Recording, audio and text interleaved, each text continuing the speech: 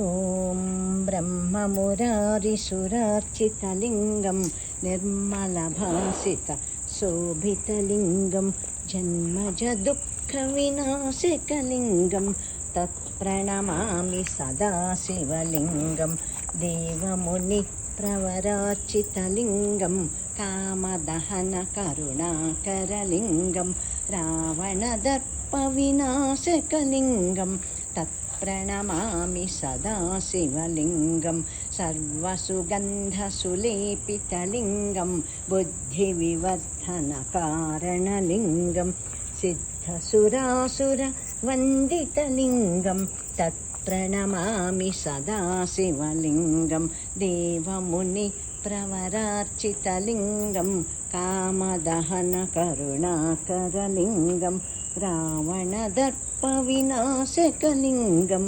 तत्प्रणमामि सदा शिवलिङ्गं कनकमहामणिभूषितलिङ्गं फणिपरिवेष्टितशोभितलिङ्गं दक्षसूयज्ञविनाशकलिङ्गं तत्प्रणमामि सदा शिवलिङ्गं कुङ्कुमचन्दनलेपितलिङ्गं पङ्कजहारसुशोभितलिङ्गं सञ्चितपापविनाशकलिङ्गं तत्प्रणमामि सदा शिवलिङ्गं देवगणार्चितसेवितलिङ्गं भावैर्भक्तिभिरेव च लिङ्गं दिनकरकोटिप्रभाकरलिङ्गं तत्प्रणमामि सदा शिवलिङ्गम् अष्टदलोपरिवेष्टितलिङ्गं सर्वसमुद्भवकारणलिङ्गम्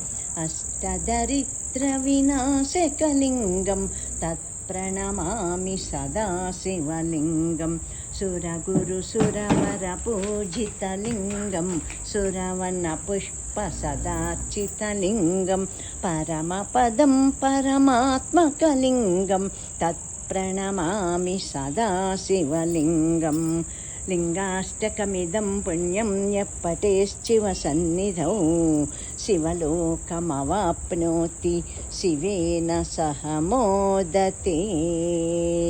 सर्वश्री काशी विश्वनाथार्पणमस्तु, सर्वश्రీ గోమాతార్పణమస్తు.